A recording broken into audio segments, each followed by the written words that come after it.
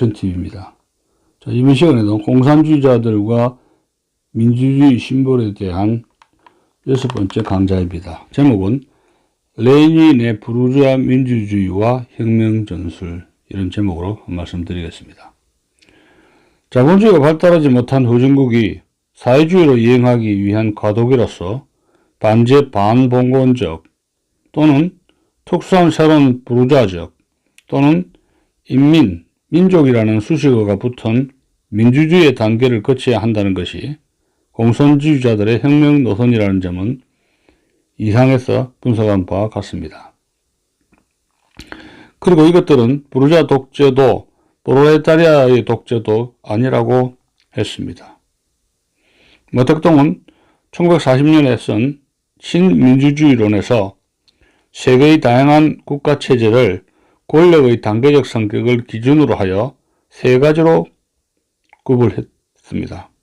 즉, 첫 번째, 낡은 민주주의 국가가 성립한 부르주아 독재의 공화국입니다. 둘째, 소련의 프롤레타리아 독재의 공화국입니다.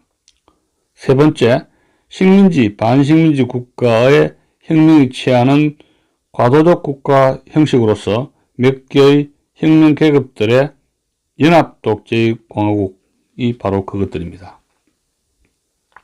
방금 앞에서 열거한 과정의 민주주의 정권은 바로 이 세 번째 유형에 속하는 것입니다. 그런데 이러한 구분의 요령은 이미 1905년 레닌에 의하여 제시된 것입니다. 당시 러시아는 반짜리즘적 혁명의 소용돌이 속에 있었습니다. 레닌은 객관적 조건으로 러시아 자본주의의 미발달, 그리고 주관적 조건으로 프롤레타리아트의 자각과 조직의 미성숙 등으로 보아 러시아에서의 프롤레타리아트 사회주의 혁명은 성공할 수 없으며 오직 부르주아 민주주의 혁명만이 가능하다고 판단했던 겁니다. 앞으로의 프롤레타리아 혁명을 위한 예비 단계로서 우선 전제, 반농노제, 군주제 특성을 기본으로 하는 러시아 재정과 같은 짜리즘을 타도하고 민주주의 공화국을 수립할 것을 주장했던 것입니다. 여기서 민주주의라는 것은 정치적 민주주의가 보장되는 부르주아 민주주의였습니다. 그의 부르주아 민주주의 혁명의 전술은 그의 논문 민주주의 혁명에 있어서의 사회민주주의 당의 두 개의 전술에서 도시가 되었습니다. 1905년에 쓴 겁니다. 그의 이론의 골격을 극히 간단하게 요약하면 다음과 같습니다. 첫째, 후진국 러시아의 당면한 혁명은 부르주아 민주주의 혁명이 되어야 한다. 왜냐하면 1905년 당시 진행되고 있는 민주주의적 혁명이 부르주아적 성격을 띠고 있음을 무시해서는 안 된다는 겁니다. 노동자 대중의 자각과 조직이 없이는 그들을 훈련하고 교육하지 않고서는 사회주의 혁명은 문제가 될 수 없다. 우리는 민주적 공화제라는 길을 거쳐서 사회주의적 변혁의 첫걸음을 내디디자는 것이다. 즉, 정치적 민주주의 길을 거치지 않고 다른 길을 거쳐 사회주의에 도달하려는 자는 반동적 결론에 기착하게 될 것이다. 둘째, 러시아의 부르주아적 혁명은 자본주의의 광범하고도 급속한 발전의 기반을 열어줄 것이다. 그것은 프롤레타리아트에게 큰 이익이 될 수 있다는 겁니다. 러시아와 같은 나라에서는 노동계급은 자본주의 때문에 발생하는 것보다 도리어 자본주의 발전의 부족 때문에 발생한다. 그러므로 노동계급에 있어서 자본주의의 가장 광범한, 자유로운, 가장 급속한 발전은 절대로 이익이 된다.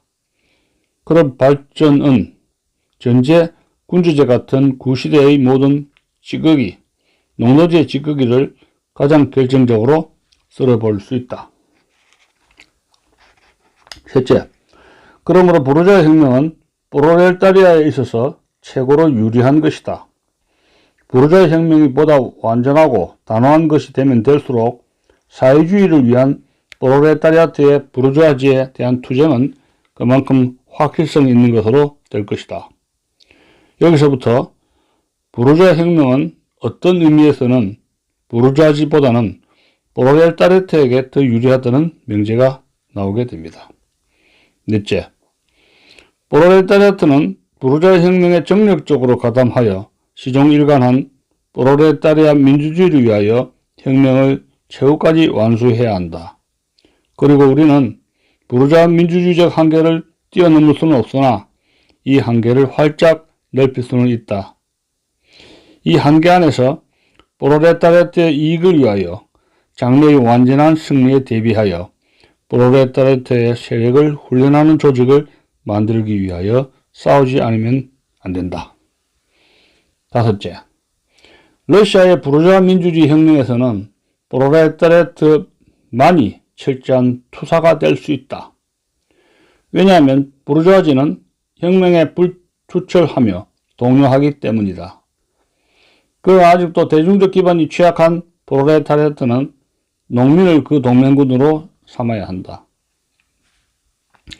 농민은 사회주의적은 아니지만 혁명을 통해 지주의 땅을 얻을 수 있고 혁명의 승리는 반농노제와 굴종 예속에서 해방되어 그들이 진정으로 바라고 있는 모든 것을 그들에게 줄 수 있기 때문에 그들은 적극적 혁명가로 진출할 수 있다.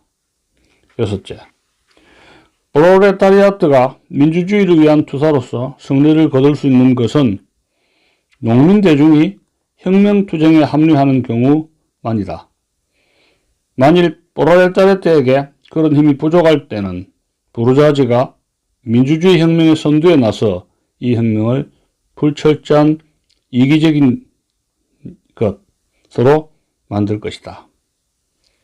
여기서 말하는 불철저한 이기적인 것은 자르 권력의 타도가 아니라 제한적인 뒷거래에 대한 타협을 언급하는 것입니다.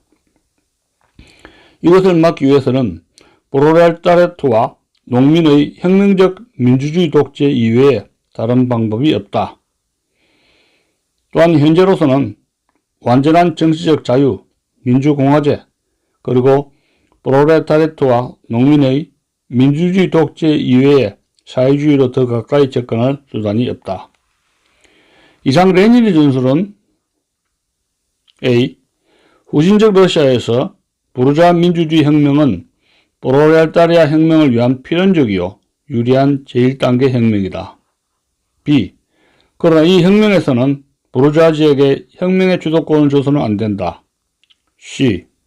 혁명이 성공하기 위해서는 혁명에서 프롤레타리아트의 지도하에 노농 동맹을 결성하고 부르주아지를 배제하여 그들을 대중으로부터 고립시켜야 한다. D. 혁명 정권으로서는 농민이 지배계급의 하나로 참가하는 프롤레타리아트와 농민의 혁명적 민주주의 독재를 수립해야 한다는 것으로 압축이 됩니다.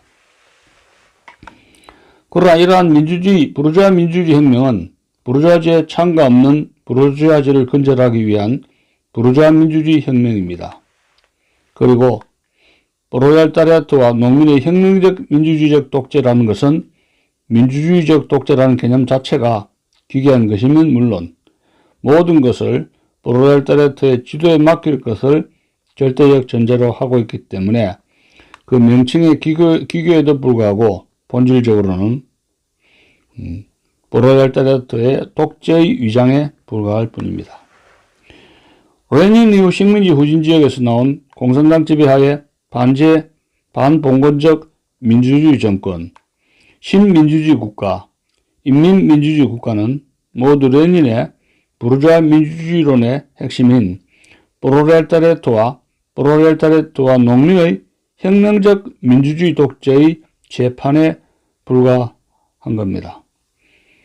코민텔은 일찍이 1928년 12월 태제에서 조선혁명의 성격을 부르주아 민주주의 혁명이라고 규정하고 나서 명백히 다음과 같이 논하고 있습니다.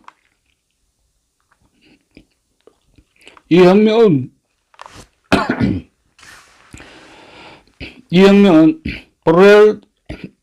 프롤레타리아트와 농민의 민주주의적 독재를 수립하는 것이 전제가 된다.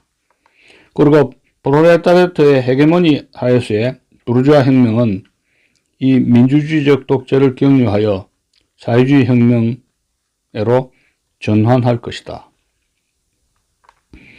한편 제2차 세계대전 후 동구의 아시아에서 출현한 초기 인민민주주의 국가의 성격을 어떻게 막스주의 이론으로 정의할 줄 몰라 갈팡질팡했습니다. 그것은 이 나라들에서는 소련과는 달리 형식상 복수정당제와 통일전선 그리고 동구의 경우만은 의회 민주주의 형태를 유지하고 있었기 때문입니다. 그런데 후르초프 시대에 이르러 인민민주주의 성격은 그 계급적 본질로 보아 레닌이 1905년에 논한 프롤레타리아트와 농민의 혁명적 민주주의 독재 이외에 다른 것은 아니었다는 관정 해석을 붙이게 되었던 것입니다.